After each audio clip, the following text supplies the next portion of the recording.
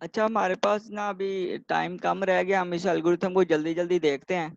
ये इसकी एग्जांपल करके इसको हमने खत्म करना है लेक्चर को आज।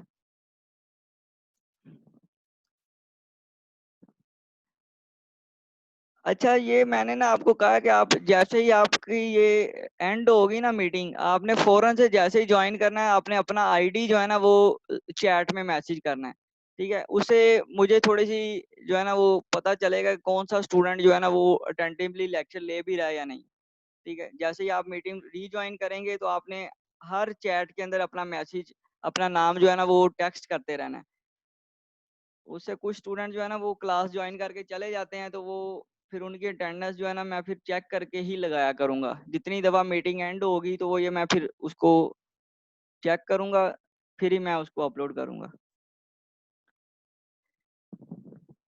अच्छा, अभी तक अगर किसी का कोई क्वेश्चन है तो वो भी आप पूछ लें, ताकि बाकी स्टूडेंट्स भी ज्वाइन कर लें। जरा 1-2 मिनट हम देख लेते हैं।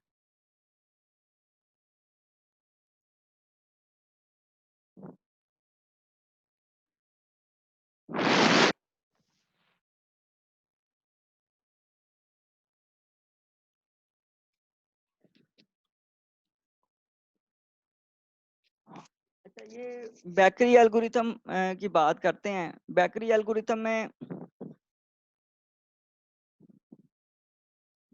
बेकरी एल्गोरिथम के अंदर उसी तरह से मैंने बताया कि ये सबसे पहले हम क्या करेंगे, इन प्रोसेस को कोई नंबर असाइन हो जाएगा। ये वही टिकट नंबर है जो चूजिंग ऑफ जे के अंदर जाके हम उनको एक नंबर असाइन कर रहे हैं। ठीक है, इसी तरह से सारे प्रोसेस आपके जैसे जैसे इनिशिएट होंगे उनको एक एक नंबर असाइन होता रहेगा। ठीक है, वो नंबर असाइन होने के बाद अब ये देखेंगे सारे के सारे प्रोसेस जो है ना वो ये पैरेलली रन हो रहे हैं, कंकरेंटली रन हो रहे हैं। ठीक है, तो अब कौन सा प्रोसेस अपने क्रिटिकल सेक्शन में पहले जाएगा। ठीक है, मतलब ये है कि एक ऐसी स्टेज आ गई है जिसके ऊपर हमने इन सारे प्रोसेस को क्रिटिकल सेक्शन में भेजना है। ठीक है, मतलब ये सारे प्रोसेस ने रिक्वेस्ट भेज दी है कि वो अपने क्रिटिकल सेक्शन में जाना चाहते हैं। ठीक है, अब हमने डिसाइड ये करना है कि किस प्रोसेस को पहले हमने क्रिटिकल सेक्शन में भेजना है।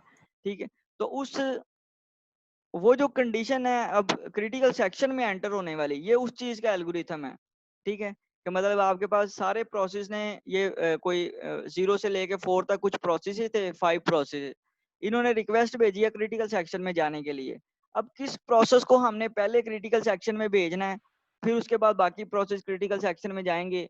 अब ये उस चीज का एल्गोरिथम है। अब ये देखें, ये सारे प्रोसेस इस तरह से पैरेलली रन हो रहे थे। हम क्या करेंगे, हम ये कंडीशन जो है ना चेक करेंगे सबसे पहले।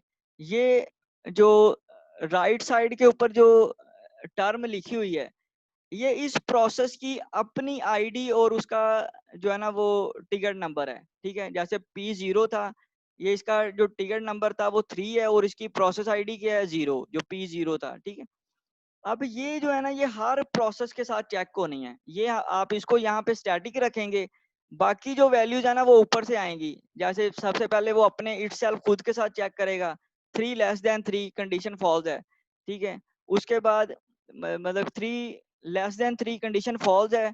उसके बाद सेकंड कंडीशन चेक होगी, 3 = 3। ठीक है, तो ये कंडीशन ट्रू हो जाएगी कि ये दोनों इक्वल हैं। तो 0 <0 ये कंडीशन फॉल्स हो जाएगी। ठीक है, तो ये अपने साथ जब वो चेक करेगा तो आप कंडीशन हमेशा फॉल्स रहनी है। आवाज नहीं आ रही आप लोगों को? आ रही है सर। आ रही है सर। अच्छा अच्छा, ये स्टूडेंट का एक मैसेज आया है। अच्छा ठीक है, उसके बाद जब उसने अपने प्रोसेस के साथ चेक किया, फिर देखें उसने सेकंड प्रोसेस के साथ चेक करना है, P1 के साथ। अब P1 जो है ना वो नंबर उसका वैसे ही 0 है, तो वाइल लूप की जो फर्स्ट कंडीशन थी वही फॉल्स हो जाती है। ठीक है, तो वो नीचे चले जाएंगे। यहाँ पे थर्ड प्रोसेस के साथ चेक करेंगे, P2 के साथ। अब P2 के साथ चेक करें तो यहाँ पे 7 <3, 7 <3 ये कंडीशन क्या है, फॉल्स है। तो फिर हम नेक्स्ट उससे नेक्स्ट प्रोसेस से चेक करेंगे। तो 4 <3, 4 में ये भी कंडीशन फॉल्स हो जाएगी। 8 <4 तो ये भी कंडीशन फॉल्स हो जाएगी। ठीक है, तो ये देखें जो प्रोसेस P0 है जब पूरे वाइल लूप और उस फॉर लूप को हमने जब आइटरेट किया, चेक किया है, तो ये किसी भी प्रोसेस जो दूसरा कोई और प्रोसेस था उसका टिकट नंबर इससे स्मॉल नहीं है, ठीक है। तो इसी ने ही पहले एग्जीक्यूट होना है, तो ये प्रोसेस आपका यहाँ पे एग्जीक्यूट होगा, ठीक है।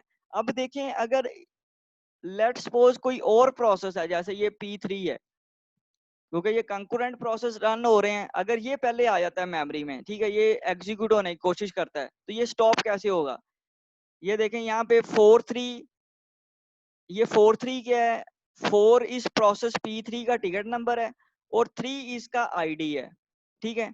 अब इसको आपने चेक करना है सारे प्रोसेस के साथ, तो सबसे पहले हम P0 के साथ इसको चेक करेंगे, तो वो यहाँ पे आएगा 30। अब 3 less than 4, 3 less than 4 condition true हो जाती है, टिकट नंबर जो 3 है वो स्मॉल है 4 से, तो जो आपके पास प्रोसेस 0 है जिसका ये टिकट नंबर था 3, ठीक है। मतलब यहाँ से अब चेक क्या होना है कि ये जो प्रोसेस 0 था उसका टिकट नंबर था 3, तो ये प्रोसेस आपका स्टॉप हो जाएगा जब तक प्रोसेस 0 अपना टास्क कंप्लीट नहीं कर लेता, ठीक है।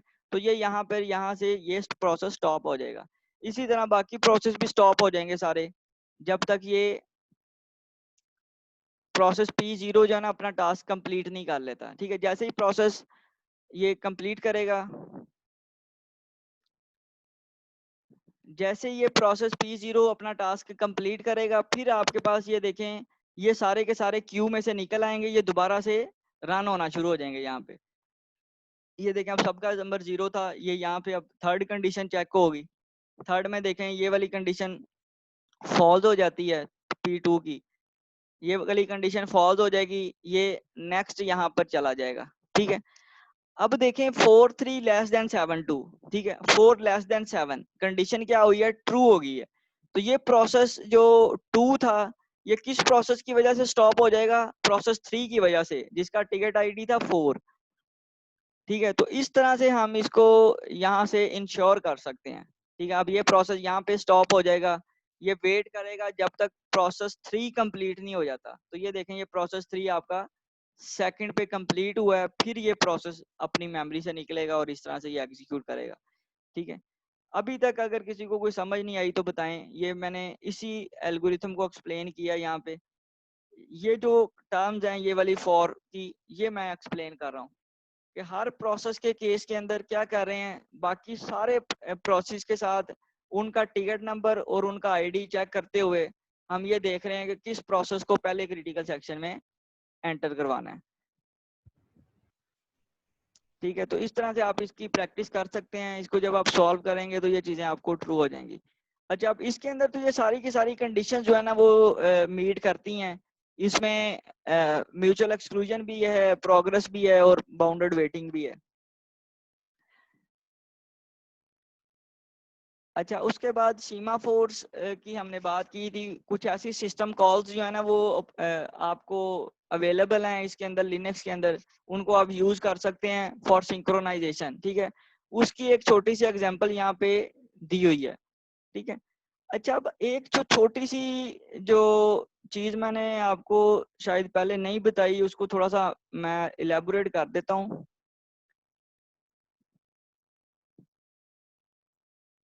इसके अंदर जो है ना वो, अच्छा ये अब जो है ना इस तरह से अगर हम रिपीट करते रहेंगे ना तो फिर हम नेक्स्ट नहीं मूव कर सकेंगे। इसलिए मैंने आप लोगों को कहा कि अगर किसी को कोई क्वेश्चन आता है या कोई समझ नहीं आती तो वो आप जो है ना वो कॉन्टेक्ट आवर्स के अंदर उस चीज को डिस्कस कर सकते हैं। इस तरह से अगर हम बार बार रिपीट करेंगे ना तो हमारा सिलेबस, अभी तो हमने वो स्टार्ट ही नहीं किया नेक्स्ट स्टडी करना, हमने तो वही चीजें जो पहले स्टडी की हुई थी उसी को ही कवर अप करते हम नेक्स्ट वीक भी ले जाएंगे। तो ये फिर आप लोग जो है ना, जिसको किसी भी कोई भी क्यूरी है प्रीवियस स्लाइड के अंदर, वो फिर आप जो है ना वो कॉन्टेक्ट आवर्स में पूछेंगे। तो अगर आपका कोई वैसे कोई क्वेश्चन आता है, आप स्टडी करते हैं, कुछ चीज समझ नहीं आती, वो फिर हम देख लेंगे उसको नेक्स्ट क्लास में। क्वेश्चंस आप कर सकते हैं लेकिन रिपीट वाला जो है ना मुश्किल हो जाएगा। अच्छा, यहाँ से देखें, अब एक छोटा सा मैं आपको चीजें यहाँ से एक बतानी है, उसके बाद फिर हम नेक्स्ट क्लास से इसको कंटिन्यू करेंगे। ये यहाँ पे आप देखेंगे तो कुछ पी थ्रेड्स की बात की हुई है, पी थ्रेड्स क्रिएट की बात की हुई है, ठीक है। तो मैंने बताया था कि जब आप प्रोसेस क्रिएट करेंगे यूजिंग फॉर्क या उन मेथड्स के थ्रू, तो उसमें पूरा प्रोसेस क्रिएट होता है। उनका प्रोसेस का जो ब्लॉक है पीसीबी, वो हर एक को अलग से साइन होता है। वो जितने भी वेरिएबल्स होते हैं वो सारे के सारे उसमें उनके अपने वेरिएबल्स फिर बन जाते हैं, उनके लोकल वेरिएबल्स बन जाते हैं। तो वो जब उसमें अपडेशंस करते हैं तो उसमें वो प्रॉब्लम्स आ रही थी जिनको हमने फिर इंटर प्रोसेस कम्युनिकेशन के थ्रू सॉल्व किया है। लेकिन अगर आप प्रोसेस क्रिएट करते हैं ना यूजिंग थ्रेड्स, मतलब आप थ्रेड्स क्रिएट करते हैं, तो उसमें इस तरह के इश्यूज नहीं आते। उसके अंदर आपके पास जो वेरिएबल्स बनते हैं वो सारे के सारे शेयरेबल होते हैं। यहाँ पे अगर मैं मेन के अंदर कोई वेरिएबल डिफाइन करता हूँ तो वो सारे के सारे थ्रेड्स उस वेरिएबल को चेंज कर सकते हैं, ठीक है। तो इसमें फिर जो आपने करना ये है कि अगर हम इसको क्रिएट कर रहे हैं इन थ्रेड्स को, तो वो सारे के सारे शेयर वेरिएबल को यूज करेंगे। तो उन शेयर वेरिएबल्स को एक्सेस करने के लिए या उनको सिंक्रोनाइज करने के लिए, ताकि एक टाइम के ऊपर एक ही थ्रेड क्रिटिकल सेक्शन में जा सके, उसको सिंक्रोनाइज करने के लिए आप वो वाली टेक्निक्स यूज कर सकते हैं जो भी हमने स्टडी की हैं, वो भी कर सकते हैं। और दूसरा हम यहाँ पे सीमा फोर्स के थ्रू भी उनको सिंक्रोनाइज कर सकते हैं। यहाँ से देखें सीमा फोर वेट और सिग्नल के थ्रू हम इसको यहाँ से मैनेज कर रहे हैं। ये सिग्नल जो है वो पोस्ट के थ्रू यहाँ पे करते हैं और वेट जो है वो सीमा फोर अंडरस्कोर वेट के थ्रू हम इसको करते हैं। तो ये तो हम देखेंगे जब हम इसके एक्सप्लेनेशन पे जाएंगे। इसकी डिस्क्रिप्शन तो हम बाद में देखेंगे, पहले तो इसकी डेफिनेशन देखते हैं कि सिस्टम कॉल, ये सीमा फोर सिस्टम कॉल जो है ना वो होती क्या है। तो चले नेक्स्ट टाइम फिर हम इसको स्टार्ट करेंगे। अभी आपका लेक्चर भी ओवर हो गया है। तो अगर कोई अभी तक जो चीजें हमने पढ़ी हैं उसमें अगर आपको कोई असाइनमेंट में कोई प्रॉब्लम आती है या कहीं पे भी कोई इशू आता है, तो आपने जो है ना वो कॉन्टैक्ट आवर्स में ही मुझसे पूछना है। उसके अलावा अगर हम क्लास में बार बार डिस्कस करेंगे तो वो फिर थोड़ा सा मेरे लिए फिजिबल नहीं है। उसमें फिर हम यही चीजें बार बार डिस्कस करते रहेंगे, फिर हम इन टॉपिक्स को कंप्लीट नहीं कर सकेंगे, ठीक है। तो आप कर लें इस चीज को। बाकी आप लोग अपना जो अटेंडेंस जो है ना आप लोग इसको चेक करते रहिएगा अपने साथ साथ ही, ठीक है। मैं साथ साथ ही अपडेट करता रहूंगा ताकि बाद में लास्ट के ऊपर कोई स्टूडेंट जो है ना वो उसको कोई इशू ना बने।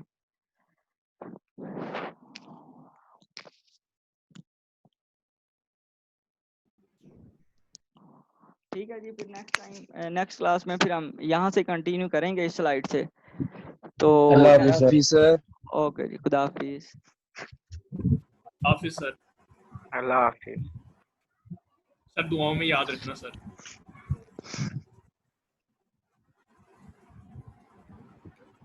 सर लीव कर गए हैं।